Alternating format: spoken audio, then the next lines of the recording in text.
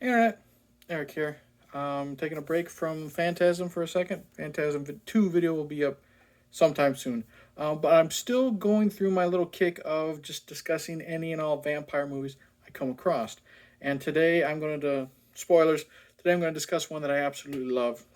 I hadn't seen this one in probably over a decade, so I didn't know if it was still going to hold up for me.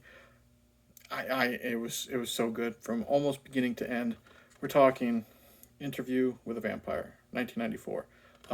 The Vampire Chronicles, whatever you want to say the subtitle is.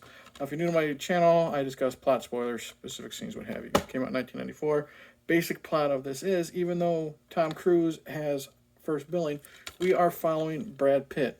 Brad Pitt plays Louis, and he is the vampire being interviewed. He's being interviewed by Christian Slater, and basically it's him telling Christian Slater his a little bit of his life pre-vampirism and then after being changed, and then from 1700s, I think, until present day 1994, who he meets and what he does, stuff like that.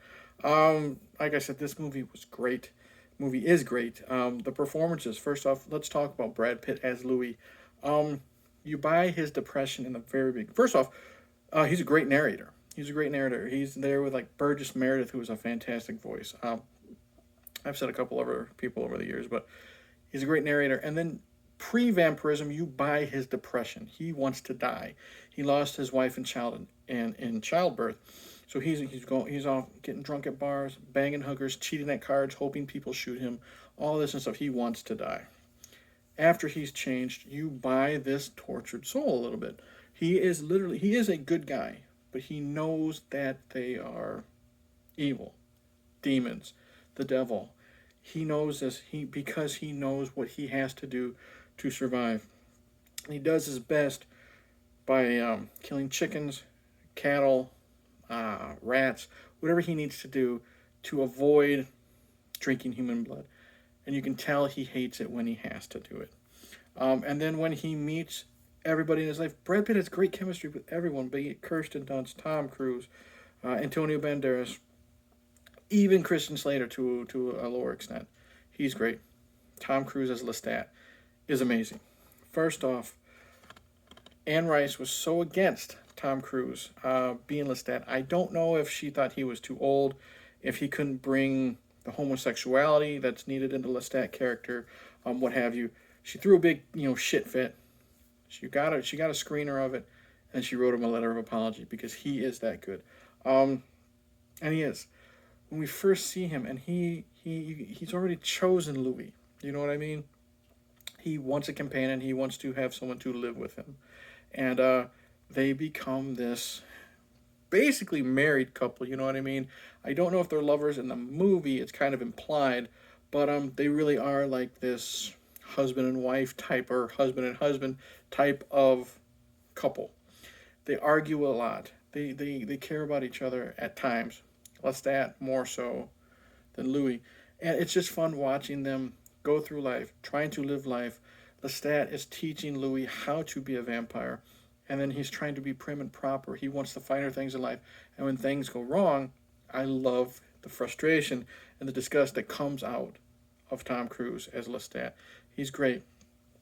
Um, he's good at being sexy. He's good at being prim and proper, elegant. He's good at being, evil, demonic, rage. So good at so many emotions in this his performance as Lestat. Kirsten Dunst as Claudia. Claudia is a young girl. Her mother died of the plague. Lestat and Louis turn her into a vampire. Uh, Lestat basically does it to trap Louis. Again, going to this couple in this situation, Lestat's kind of like that girl who gets pregnant on purpose to keep the man. Lestat helps trap Louis because Louis feels sympathy for Claudia. They turn her, and now they are this dysfunctional family. Kirsten is great. She's good at being sweet, innocent. She's got great chemistry with Brad Pitt, with Tom Cruise, and she's really good at being evil. I love because eventually her and Louis try to get away from Lestat. She plans on a way to murder him. She's so wicked in it. Her performance very sly. You know what I mean? Chills you. It really does. But she's also a rage monster.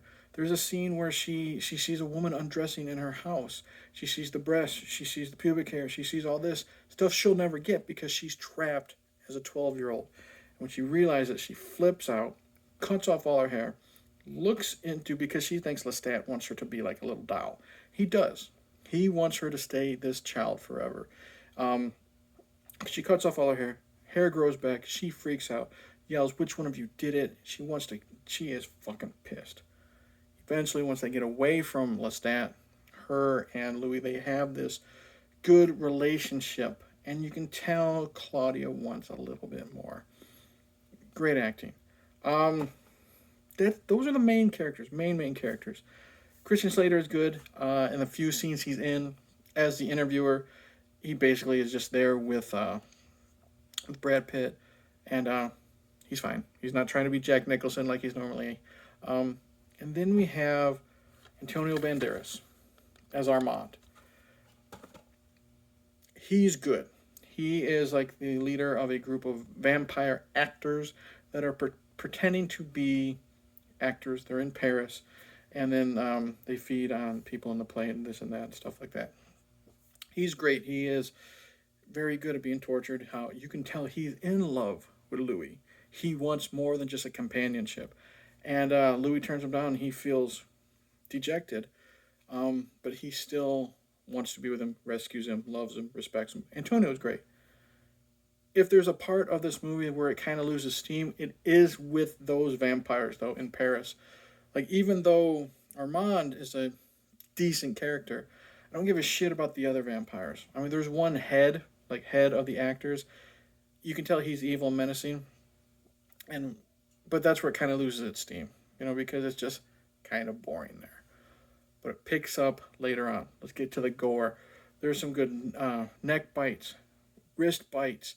I love. There's a scene where Lestat is entertaining a couple prostitutes, and he's kissing her on the breast, and then suddenly he moves his head away, and there's just blood like pouring down. Like it's just her white dress is now drenched with red blood. We have, as I mentioned, Claudia plots to kill Lestat. We have some throat slits. We have Lestat set on fire. We have Lestat coming back from being dumped in a swamp, and his makeup is so good and disgusting. I love it.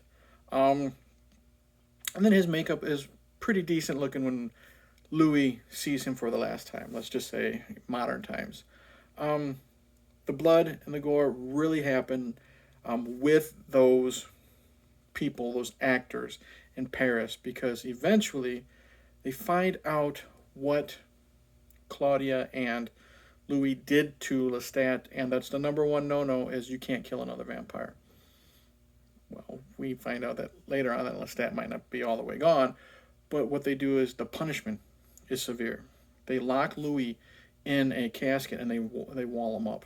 They wall him up. You know what I mean, like in a tower, and then they put Claudia and a woman that they turn into a vampire, so she would have a mother figure, in a room where there's no ceiling.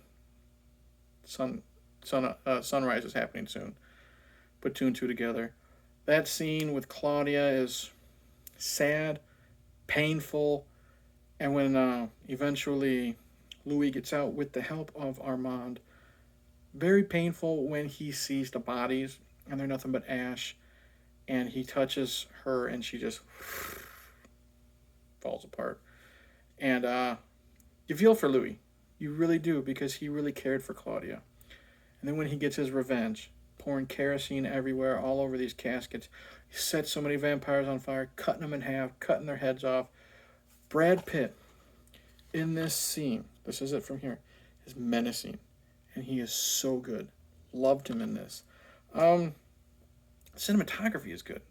Like, because Brad Pitt's being interviewed in San Francisco, so we have great shots of the San Francisco Bay.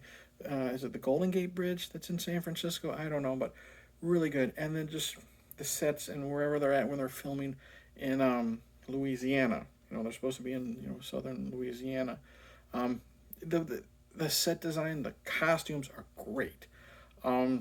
Absolutely love the ending. Like I said, Lestat might not be 100% gone as you think, and himself.